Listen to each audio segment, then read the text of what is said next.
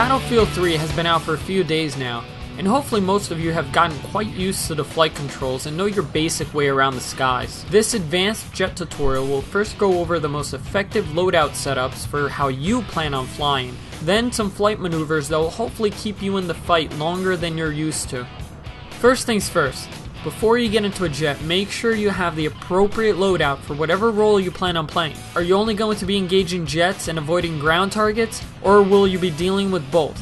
Here are some tried and tested loadouts to keep in mind.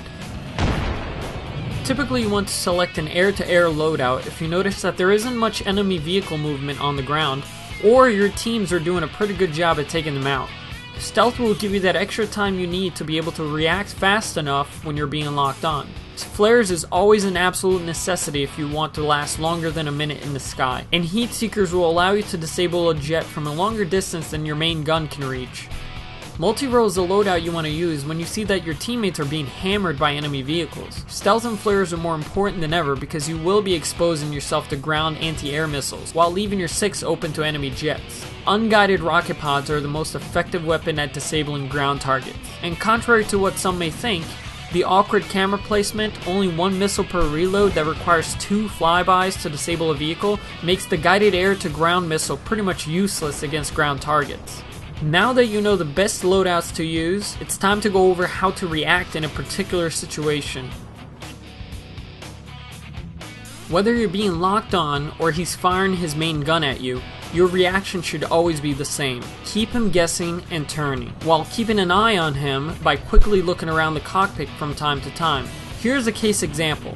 I am being locked on, so I know I can gain some altitude and guide his jet to the exact position I want him to be in, flying upwards, while he locks on and fires his missiles. As soon as he gets the lock, I fire the flares and maneuver in the following manner. Here's a quick tip. To quickly flip or turn, throttle back and pull hard in the direction you want to turn in. Then as your jet starts turning, keep pulling in the direction you want to go and hit the afterburner to pull you faster through the turn for a brief period of time. Then once he loses you or you get behind him, engage him and take him out.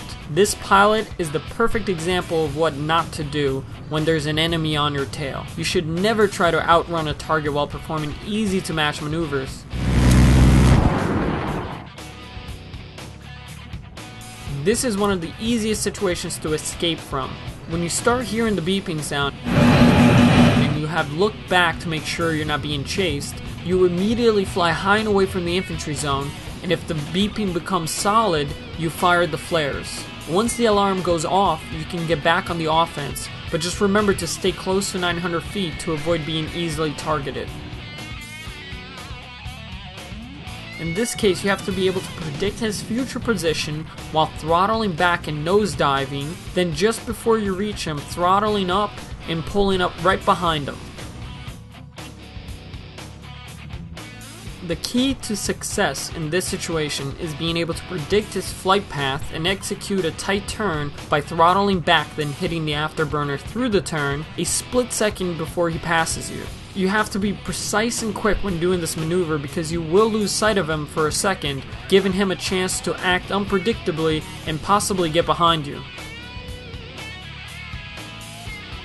As you approach an enemy jet, start locking on as soon as you can. Throttle back if you have to in order to give yourself more time to lock on. Then after firing your missiles, just hit him with a few more bullets and you won't even have a chance to bail out.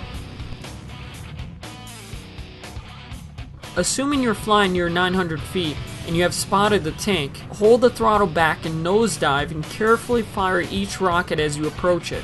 Then right before hitting the ground, pull up and hit the afterburners after your plane has started to pitch upwards. Regain altitude and repeat if you want to completely destroy it.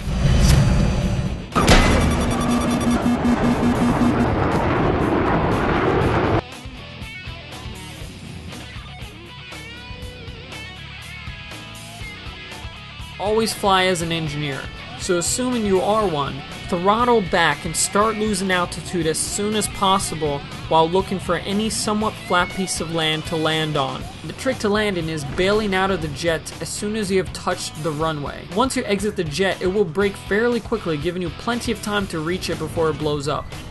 Battlefield 3 revolves around team play, and being able to fly high above the battlefield gives jet pilots a unique ability to spot pretty much everything on the ground. Enemy tags button, over. So make sure when you're not being engaged, spot any enemy targets while you're looking around your cockpit. Hopefully this video has taught you some jet tactics that you will use to dominate on the battlefield. And if you did learn something new, please let me know by liking and favoring this video. I will be responding to any further questions you might have, so just leave them in the comments below, and I'll see you all next time.